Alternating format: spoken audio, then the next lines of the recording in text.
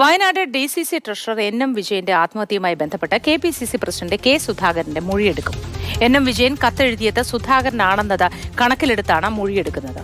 M Kamal വിവരങ്ങളുമായി ചേരുന്നു. Kamal, good morning. സുധാകരനിൽ നിന്ന് മൊഴിയെടുക്കുന്നത് എപ്പോഴാണ്? Good morning Moti.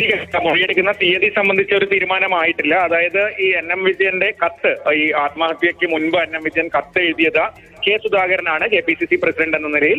ആ കത്ത് സംബന്ധിച്ച വിവരങ്ങൾ ചോദിച്ചറിയുക, അത് മൊഴി രേഖപ്പെടുത്തുക എന്നതാണ് അന്വേഷണ സംഘം ഉദ്ദേശിക്കുന്നത്. അതായത് കത്ത് K സുധാകരന് ലഭിച്ചിരുന്നോ, എപ്പോഴാണ് ലഭിച്ചത് തുടങ്ങിയ കാര്യങ്ങളാണ് അന്വേഷിക്കുക. കാരണം 2022 ഈ കത്ത് എഴുതിയതെന്ന് പറയുന്നു. അത് മുൻപ് ലഭിച്ചിട്ടുണ്ടോ അല്ലെങ്കിൽ മരണത്തിന് ശേഷമാണോ ലഭിച്ചത് തുടങ്ങിയ വിവരങ്ങൾ സുധാകരനിൽ നിന്ന് തേടേണ്ടതുണ്ട്. അതാണ് അന്വേഷണ സംഘം ഉദ്ദേശിക്കുന്നത്. അതിനിടെ മറ്റൊരു കത്ത് കൂടി പോലീസിന് ലഭിച്ചിട്ടുണ്ട്. അത് പക്ഷേ ഒരു റഫ് ഡ്രാഫ്റ്റ് ആണ് എന്നാണ് അന്വേഷണ സംഘം കരുതുന്നത്. കുറെ വെട്ടിത്തിരുത്തലുകളൊക്കെ ഉള്ള ഒരു കത്ത് സുധാകരൻ അഡ്രസ് ചെയ്ത് എഴുതിയത് അന്വേഷണ സംഘത്തിന് ലഭിച്ചിട്ടുണ്ട്. പക്ഷെ അതിൽ നിന്ന് മാറ്റി എഴുതിയ കത്തായിരിക്കണം ആദ്യം പുറത്തു വന്നതെന്ന് കരുതുന്നു. അതൊരു റഫ് ഡ്രാഫ്റ്റ് ആണെന്ന് മാത്രമാണ് അന്വേഷണ സംഘം കരുതുന്നത്.